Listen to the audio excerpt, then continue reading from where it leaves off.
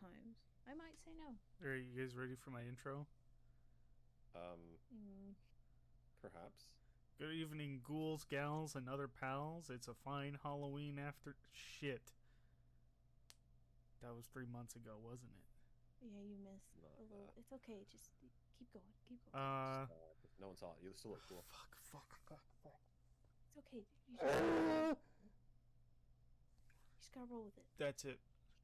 I'm just gonna go off into the wilderness and hopefully I don't fall into some kind of gravitational field that crushes me.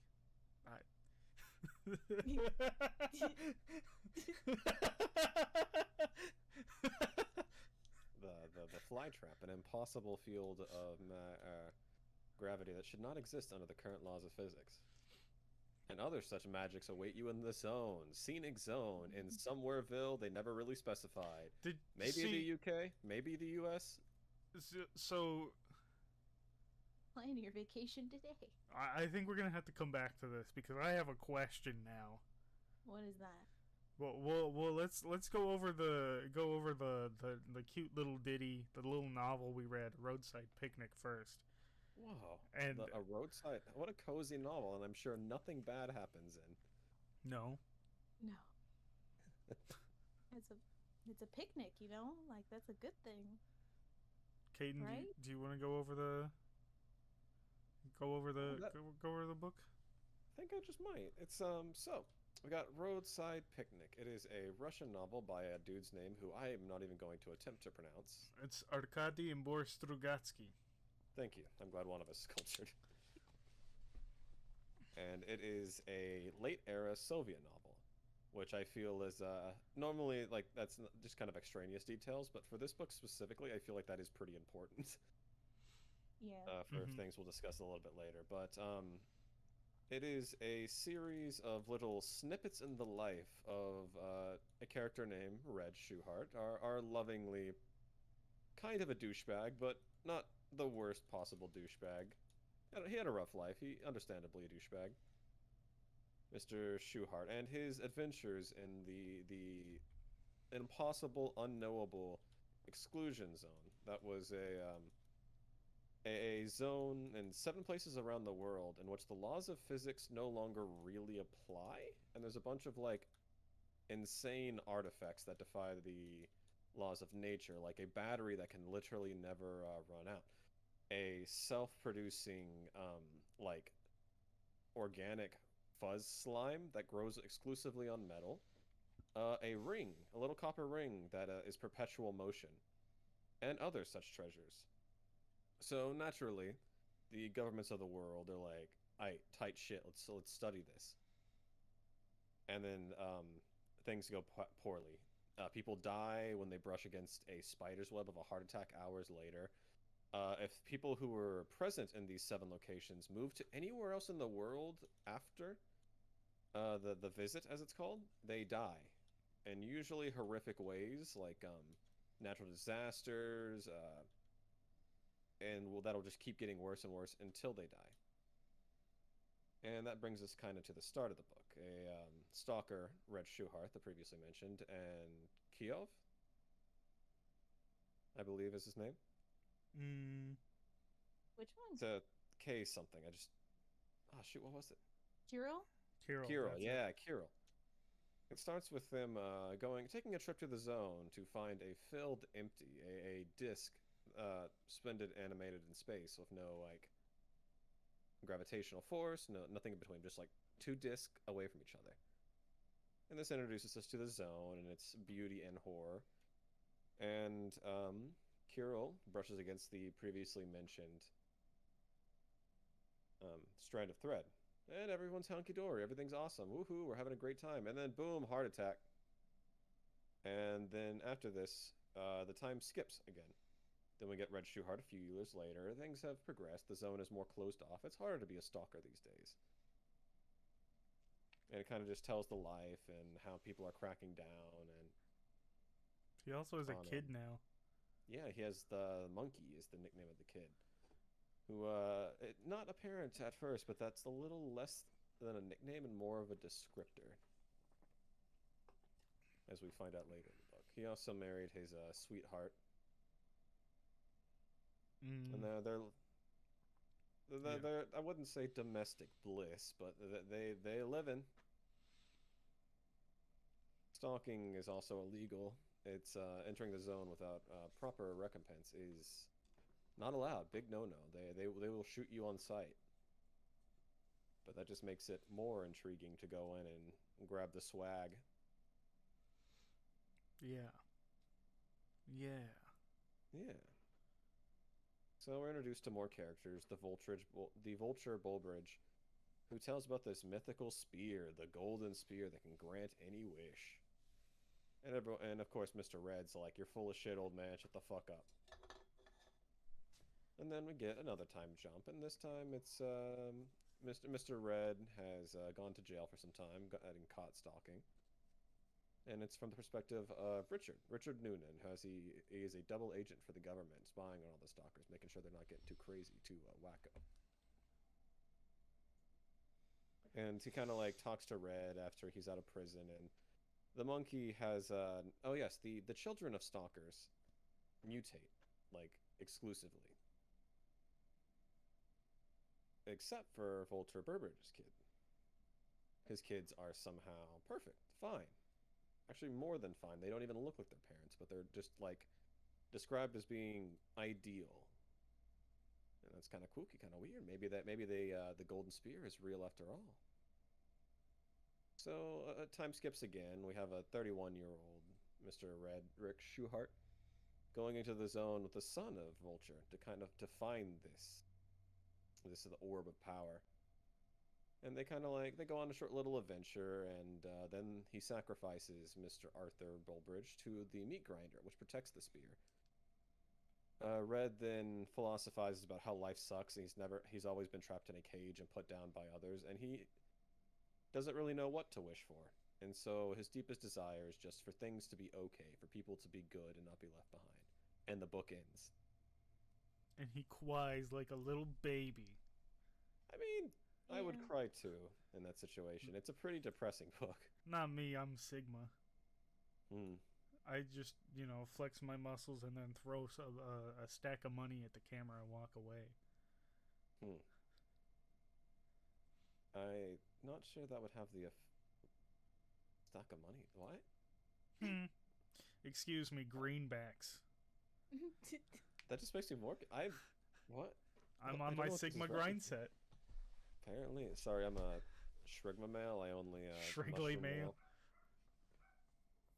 You wouldn't understand. But yeah, it is a very good book. It is, as I mentioned, post-Soviet, so it's incredibly depressing, as it waxes philosophy, or waxes on about life, the meaning of life, kind of like happiness, being in a system that you feel controlled by, the horrors of capitalism. Yeah. Man. They actually make a direct joke or point about that. He's like, "Why do people keep wanting those fucking artifacts? Oh, they want to make money, the dickheads." Yeah.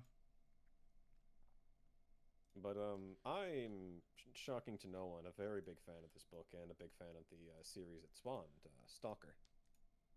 What? What do you guys think? Yeah, the video game. It's based on it. No, that's crazy. Yeah, hence the name Stalker from the book. But, what do you guys think? Oh, so that's why it says the inspiration for the film Stalker and the Stalker video games on the cover. That makes so much film. more sense now, to be honest with you. The film Stalker is a Russian art house film that actually has little to nothing to do with the book. It's really just the name and the general vibe, whereas the game is more of a reinterpretation of the book. Instead of, people just kind of like sneaking in and stealing shit, it's kind of like its own little world in which different factions are trying for power, selling artifacts to the outside world. So it's interesting to see the kind of different inspirations behind it. Yeah. But yeah, what did you guys think about it? Jordy, do you want to go first, or you want me to? Sure, I'll go first. So I guess to start, I had never even heard of the movie or the games at all before reading this book. So I was walking in totally blind, and I kind of was like, last year when you posted this book list, and I saw the last one. It was just the yellow cover that said Roadside Picnic on it. I was like, surely that's just it's a nice little nice book about a picnic. Oh, Surely a nice nothing little bad. picnic for the end of the year. Yeah, yeah, Yeah, yeah. yeah, for the December book, it'll be fine. Also, I didn't explain where the name come from, did I? And we can No, get to that yeah, later. Okay, we because can get to it's it. in the book. Um, but yeah, I didn't really know what to expect walking into it, and then I mean, I could read the back of the book and stuff. Um, I Where's the fun? really Reading's hard. reading is hard. I really liked it though. Very pretty. What is the word I said? Well, I don't want to say depressing because I don't think that at the end of it this book is depressed. It's definitely mournful, That's the melancholy. word I It's was gonna say. Melancholic, yeah, Yeah. is the term I would use. not kind of saying woe is life, but not really casting blame either. Yeah. I think the one thing that really stuck out to me that I really appreciated about this book is that it would have been really easy to like have this concept and make the character that you follow like a scientist or honestly literally anyone else that is smarter than Red. Yeah, Red And is it's not a bright man. yeah, He's. Red I from love the Well, him, get but he go. is. and He is doing his best. he's not like stupid either. It's No, just he's No, just. he's just He a doesn't have dude. a formal. Yeah, he doesn't have like a formal education. He grew up in a rough home. He's quite literally just kind of a guy. yeah, and I really appreciated that. Like, um, I guess the bigger example I can think of that kind of does the same thing, where the main character isn't just like a big higher up, like it's just the everyman, like in 1984, where Mm. you're following someone that's actually like in the thick of it, not someone that has the privilege to even like step back and Mm-hmm. examine the world. He has to live in this, and in fact, he has to use I wouldn't say the terrible things, but the not so great things for life to his he has to use these things to his advantage to survive. And I don't know, I really appreciated that perspective. I didn't expect it. I like that it was established pretty quick that you know, literally Red gets back from the expedition with Kirill and he's just like, I don't know a damn thing, but man, stalking's pretty cool sometimes. And then he immediately gets hit with the news that Kirill's dead. Mm-hmm. And Like he's hanging out with his like friends who Gudov, not his wife, Gudalin. but Good talent. Gudalin, Gatolan, yeah, the large African man. Yeah, it set the tone pretty well, pretty fast. And also I really like that I feel like this world is very well the setting is very fleshed out Mm-hmm. and easy to grasp onto, and it's so impressive because this is a pretty short book. Like my copy is not quite 200 pages. Yeah. And I feel like I've read books that are like 3 times as long and don't give me as much information as this book managed to give me. So it's very concise. I guess that's the word I'm looking for.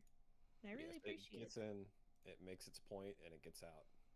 Well, it's direct when it needs to be, and even when it's not being direct, it's pretty easy to interpret the point. Extrapolate information.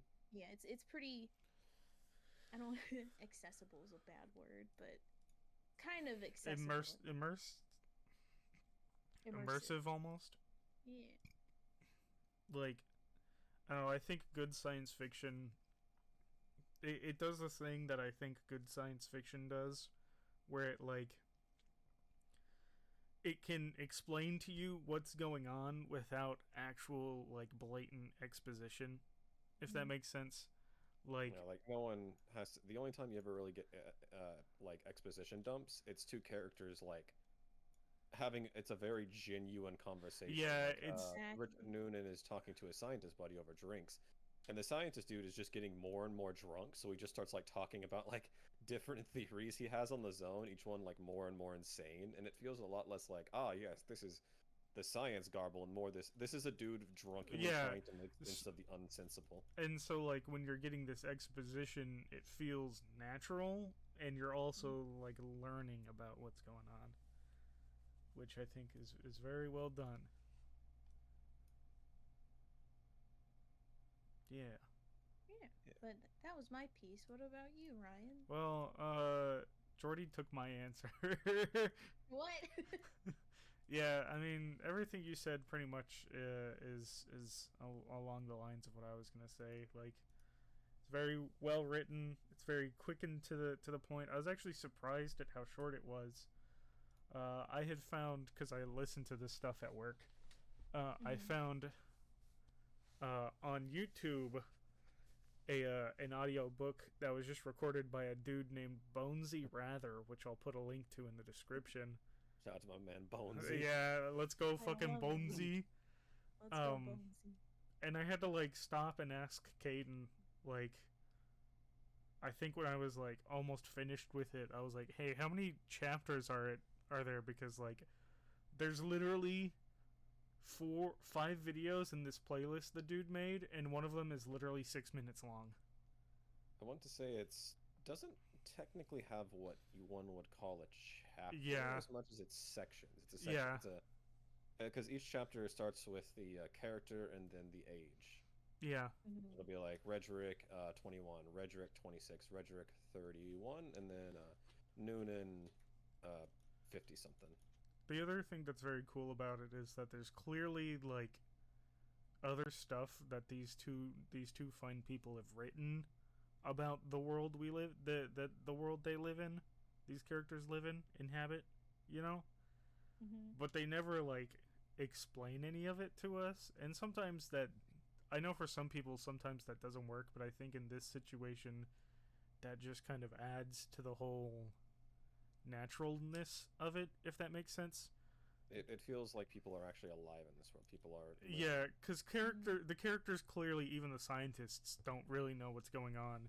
So having stuff that like the reader themselves will never really know what's going on, I think helps a lot. Well, like the corpses that just. Oh yeah, get back that's just up. the thing that happens. Yeah. And it's one of those things that they don't really explain. It's in there, it's present, and you also have to like directly face it, because Red's dad comes back, and Red continues to house him. Like They also don't ever like make it like it's never like the shambling corpse was sitting there. It's like it's Noonan is visiting the family, and he mentions he's seeing the father and just being like so unbelievably repulsed he wanted nothing more than to run away screaming. And like little details about how they write Red's dad and how the like kind of interactions he has. And then there's other like mentions earlier in the book about the shambling corpses. So like the book does not try to hold it, like it doesn't hold your hand. It expects you to have, you know, respected the book and respected your own, you know, actually reading something for enjoyment and putting two details together. And also, like, it really sets up the time progression pretty well, because generally, from starting the first section with Red to the end of the book, I believe it's about 10 years. Give or take. They mentioned decade once or twice. Yeah, I think 8 actually, because I think he's 23 at the start. But you know, you get a good. It was a nice way to like see the progression of time as well. Like just, you know, in one section they'll briefly mention like an artifact or something they found, and then the next section there's mention of, hey, now we have a bunch of these artifacts, and here's what we know about them, and that kind of. Okay. Some form of that happens in each section.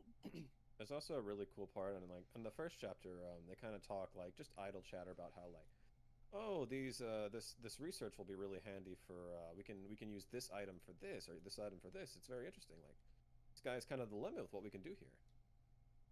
And then later in the book, as time starts passing, they actually like mention how one of the stalkers now runs a machine shop that converts cars to run on one of the artifacts, one of the perpetual batteries.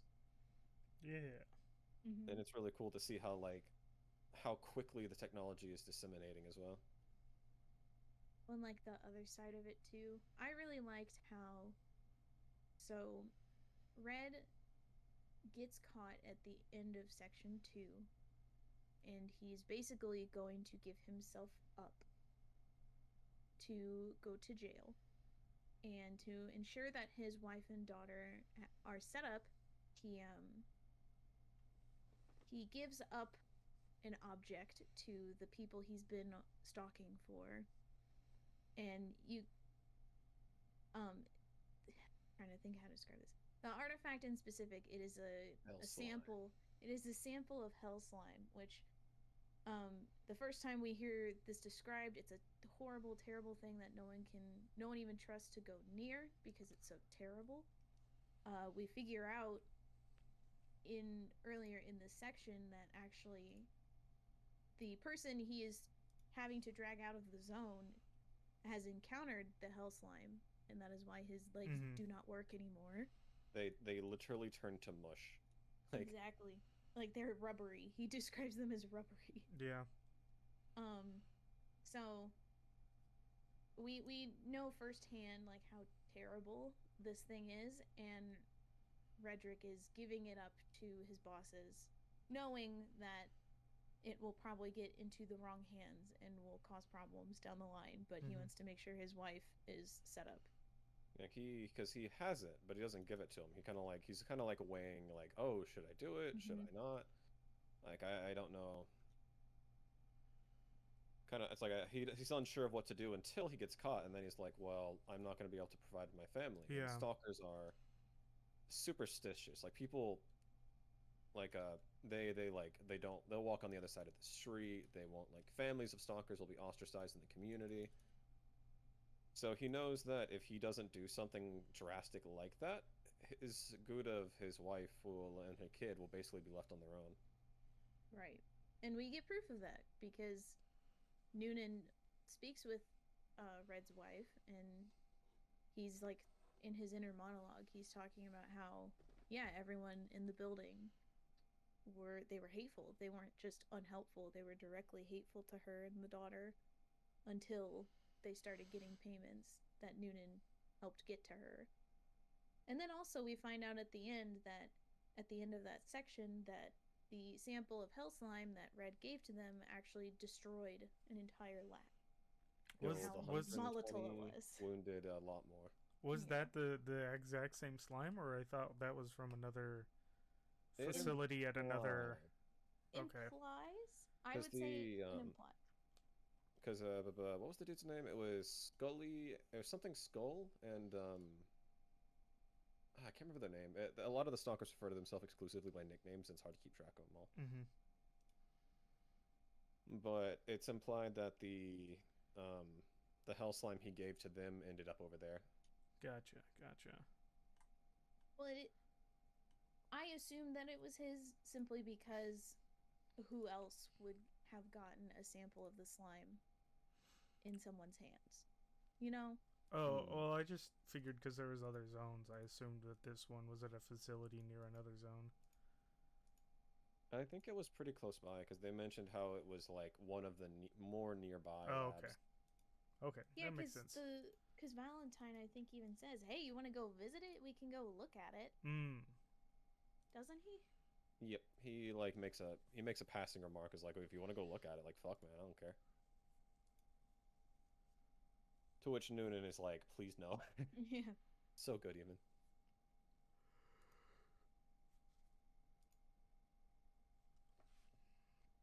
Yeah. But, yeah. Yeah. It's a very good book. It is a good book. There's a lot to kind of like sit with and think about with this one. There's a lot to unpack. Yeah, it's in Soviet fiction style. It's very melancholic. It has a lot of it's a lot of dialogue. It is a lot of people talking to each other in the way they talk and the slang they use and kind of the tone of voice, and it's very time capsule-y. I highly recommend the audiobook on Audible for it, because the dude who voices fucking nails it, knocks it out of the park for Red. The only complaint I have about the dude voicing Red is he sounds too old to be playing him at in the first two sections. Mm-hmm. But he's perfect for Noonan and older Red. Just the way the way he voices the character and how he sounds is really, really good. And I think listening to this book is also a very good way to experience it, because reading people talking to each other can get a little tiring, but like whenever you're listening to people talk to each other, it's actually pretty fun. Yeah. You guys have any complaints with it, perhaps? Not really.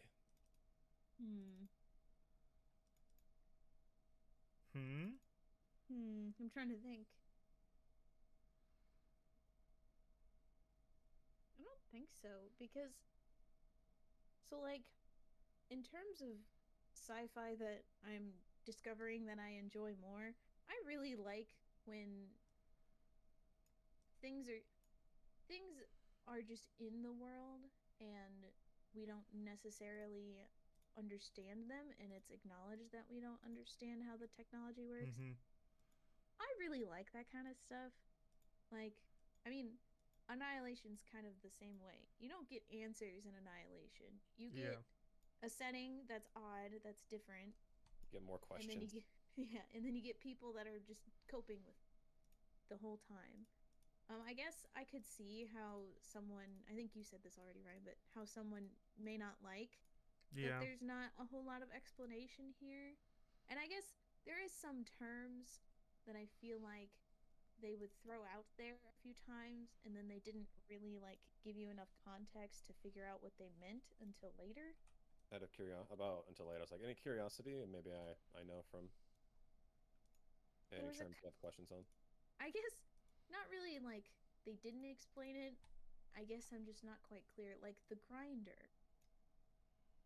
Oh, the grinder is basically like a gravitational field that when you get too close to it, you're grinded into pulp. Okay. You're made into a nice meat souffle. Okay, so it was like, it's not a thing. It is like a gravitational pull. Yep. It's like it's a specific fly trap, basically. Because like a fly trap is the gravitational anomalies, but this one's like, the grinder is a descriptor, not a technical term. See, now I'm curious, because you said fly trap. In the version I listened to, they use the word mosquito mange. That is interesting. There's a lot of different copies of the book. Yeah, and it's in Russian too. So yeah, so translating it may not always carry things over. What about, did they call people so and so's in your versions? Yeah, we did get some so and so's. Okay. Oh, I don't think I did.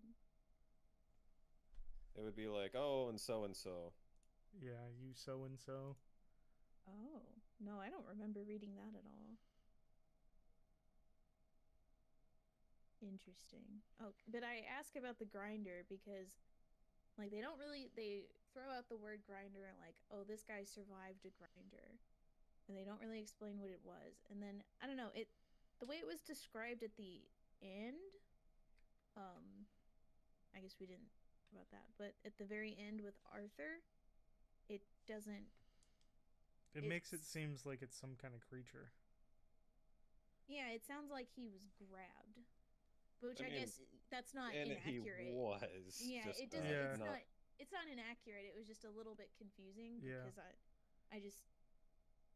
Yeah, it says grab him, and it would grab you. It just, I don't know. It's a little confusing, but that's okay. That's pretty. He dies either way, so. Yeah. Having played the Stalker games, you have a lot better visual understanding, because the traps in the game are basically a one-to-one. Because it's like your fly traps, your grinders, your the fire trap. That's a fun one. The electricity one. That's another son of a bitch. Yeah. But yeah, we didn't talk about that last section. Specifically, I'm about to say, I specifically kind of want to keep it light so we can either discuss it, or if we want to let people kind of figure it out or experience it for themselves. I mean, we've already went through every other spoiler.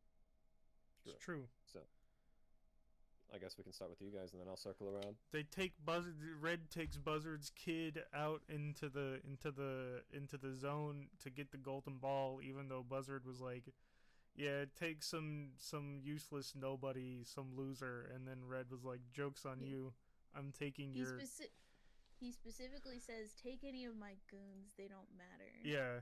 And Red's like, "Okay, I take your child then, because Yeah, fuck that's a you." goon.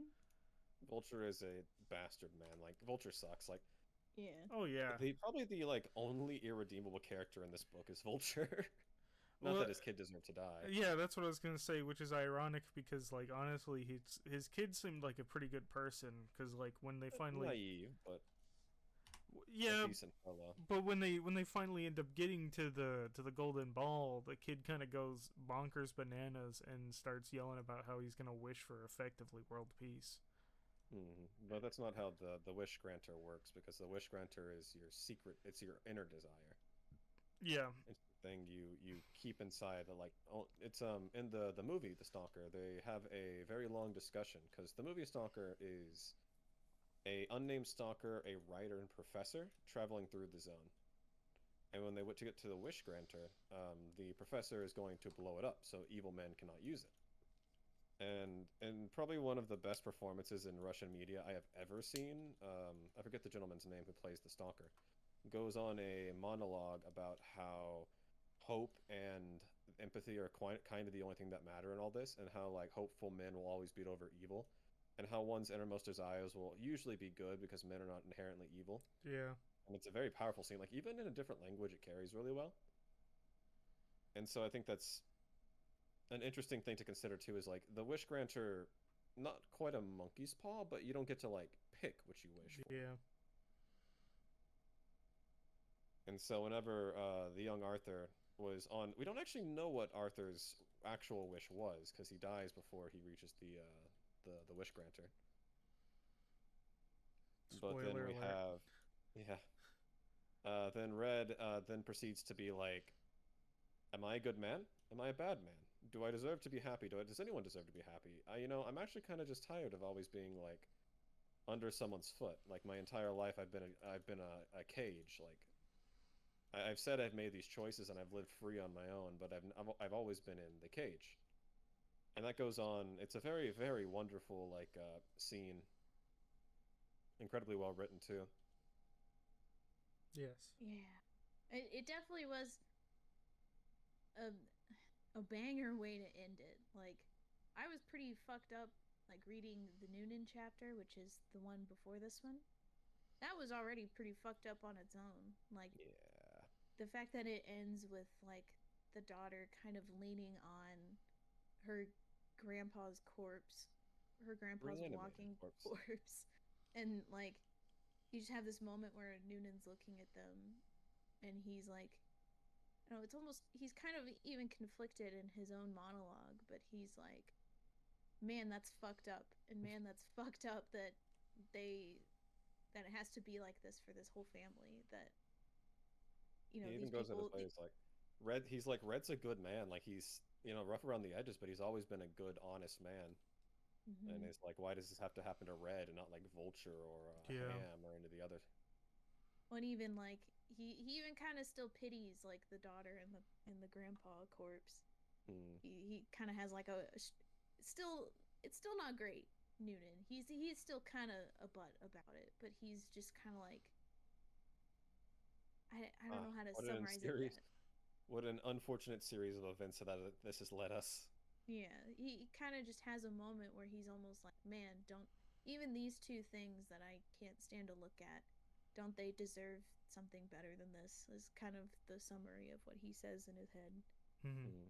But yeah, It's Go an ahead. interesting scene because it's implied that despite the monkey who was a normal young girl and then started developing features of a monkey, hence the nickname, and started losing her ability to speak and reason until she was a lot more animalistic, she still had this like sense of knowledge or awareness of the zone, and how like she was calm around the corpse Mm-hmm. when she would like freak out any other time. Yeah. So it's interesting to kind of see that. Yeah. I'm not smart enough to say what that means or like what that symbolizes, but it is interesting to think on. It just kind of hurts. Yeah. It just kind of hurts to think about.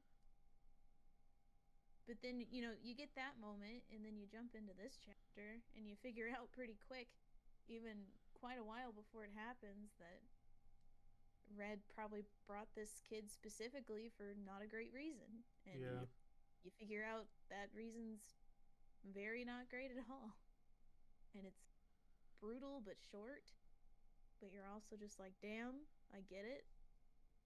Damn, it didn't have to be like this, but damn, do I get it? I don't know. It kind of fucks you up.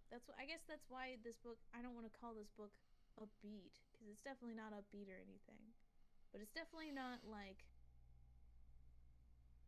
depressed. It's not. It's not like needless. Yeah, and it's definitely. I feel like at the end of this book, you're kind of left saying like, "Damn, that's how it be sometimes." Yeah. And that's not really a great way to summarize it, because there's clearly a lot. Like I said, you finish the book and you're like, "Damn, that's just how the Sigma grind set goes." Yeah, it's. I guess it's like that. It is what it is. And I'll say I have passing interest in like Soviet science fiction. And the like prevailing theme is how fucking depressing everything is. Like every Soviet novel is just really melancholic and downbeat, which is very indicative of the Soviet condition. Because to the Soviet or the Russian, like, what's the word? Pastime, I guess, is to suffer. Like that's not just like, oh, an American. That is, I have had conversations with like Russians not born in Russia studying in the U.S. in college, and they were like, suffering is part of the Russian identity, and it definitely shows a lot of that in the books and the novelizations and the games and the movies. How it's not like a pointless suffering, like it kind of like, it's never like mean-spirited, or it's never supposed to be like hopeless. It's a matter of fact. It's a part of life. Like you kind of like, maybe not grin and bear it, but you overcome these struggles. Yeah. That's a good way to sum it up. Good thing we don't have any kind of suffering in the United States of America. No one from the U.S. could write anything like this. I will say, I am more interested in the movie now. Yeah, me too. It is, fair warning, it is an art house movie. So it is a lot of empty scenes of just long panning shots of nothing happening. Yeah, that's the 70s though. That's just the 70s. You fool. They just do that in the 70s. That's just. This is true. I'm more interested now too, because I was like, oh, I'll put it on my watch list on Letterboxd, and this movie has the highest average rating I think that I've ever seen. It's at 4.4 stars. That's a lot. I don't know if I've ever even seen like a 5. No, I don't think so either. Something else was really close, because I made Parasite. I made Jacob watch Parasite the other night. Is it just Roadside Picnic on here? There it is. The book is a Roadside Picnic, yeah. The Letterboxd page, though. The movie's just Stalker. Oh, Stalker, gotcha. Yep. Named after the titular Zone Dwellers. The eponymous Zone Dwellers, even. Oh, that's a good word. Let's see. Do we want to crack open a review, perhaps? Sure. Of what? Of Stalker. See what the people are saying. Yeah, you pull up a good one, and I'll pull up one. Oh, I was gonna pull up. I already went to half-star reviews. Yeah. Oh boy. Oh, one's in Arabic, so. I'm interested to see what that would translate to. We don't get a lot of non-English speaking. All right, I've got a half-star Letterboxd. Letterboxd's top 250 is Pretentious Land. How can this have a 4.4 rating? The most boring thing I've ever tried watching. There's the Arabic one. So, which translated, the Arabic one probably says, from the heap of what I saw, boring, and stretching without making and philosophy. All right, I want to look through this person who said, dumbass movie, fucking hate this bitch-ass movie. What is this person like? Kind of like that one, actually. It's just like, no like argument, no like ideological difference. He's like, fuck this movie, it sucks. It's the highest rated movie. Apocalypse Now, 5 stars. 12 Angry Men, 5 stars. Wait, so this is a Kino file? He didn't like this movie of all the ones? This is Kino bait. Yeah, this one. So Letterboxd has a. Let me look. Magnolia, at the name 5 stars. Okay, that one's a bit of a take. Hold on, Morbius 5 stars. Did you make a review for Morbius? Troll. I think this might be a troll. From the episode. But I will say, the Film Stalker Letterboxd has an official top 250 narrative feature film, and that one is number 32. I'd believe that. Right in between Perfect Blue and There Will Be Blood, Oh. which is No, Perfect Blue. Oh, that movie fucks me up. Oh, it's so good. And then There Will Be Blood is a really good movie too. Yeah. But it is I long. also agree that. But And then anyways. Sorry. Hey guys, look forward to our movie podcast coming. I mean, we could. I'd be down for it. Yeah, is there any other closing thoughts that anyone has? Play the game and support the devs of the video game Stalker. They're Ukrainian, so they're obviously dealing with the war of Russian aggression right now. So That's give them crazy, some love. Shorty. They're good boys. Shut up. You're right, also, though. Also read the book. It's a Yeah, good read the book. book, jackass. You should have read the book already. What the hell? Hey, well, it's like I thought that was we went into it reading the book. Like, why are we telling them to read the book now? Yeah. They've already done that. You know how many people click on these and they just don't read the little book? But you I know see what? them. That's okay, because next year, we're going to have a whole other book list. And the video's probably going to, for that, it's probably going to come out before this one love does. We got So- some last minute deliberation to make. Yeah. A certain first round Well- pick ended up being a real son of a bitch. So Actually, two of them Yeah. for different reasons. The new list will probably go up before this video does, though. As well as, I don't know, do we want to do the tier list video after this one? I I'm would going to go post it. straight in for it. I would post it after posting Yeah. this one. Yeah, that's what I meant. But recording it, we can go ahead Yeah. and just run right into it. Yeah, so keep your eyes peeled, not literally, for that as You can well. if you want. I'm not a cop. Yeah. Jordy, did you have any final thoughts? No, just go read the book. We got other books coming soon. I will say. One last thing I want to mention. Where's my fucking trophy for reading everything? Oh yeah, shit. Okay, hold on. Wait. Hold on. We almost forgot. It's a good thing no, you. we were gonna save it for the tier list video. Were we? I thought we were saving it for this one. I was gonna save it for the tier list video. Oh shit. Well. Well, now you get to see it. Yeah. Damn. Ooh. So here you go, Kaden. Hold on. Wait. So we made you a certificate. Let's go. So there's your certificate. And then. Oh, I feel so honored. And then here's your trophy. And let me get these on screen. Can I just drag and drop these into OBS? Oh, I can just drag and drop these into. No, I can't. They'll be on screen if people want to see them. I figured there was going to be a bit. This is not the direction I went in, and it's way funnier. It's really good. I'm afraid to ask what you thought the bit was gonna be. Yeah. What did you think it was gonna be? I thought it was just going to be a plaque with the words "fuck you" on it. No. No. You deserve some honor. Not to have Some your honor. name spelled right or anything. Honestly, I think that's the best part.